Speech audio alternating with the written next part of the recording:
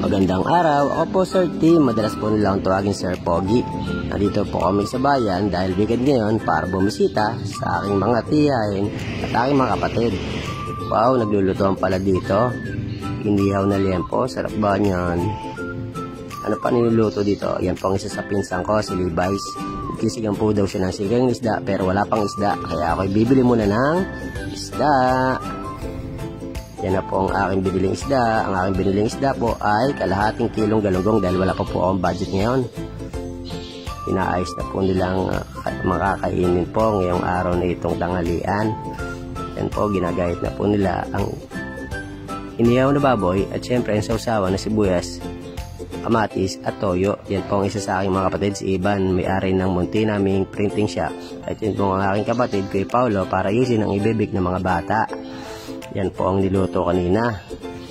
Inihaw na baboy. Ang kapartner niyan, siyempre, ang pangmalakasang galunggong na sinigang. Tara, kain tayo. Pero hindi pa makakain, papakainin ko pa mga bata.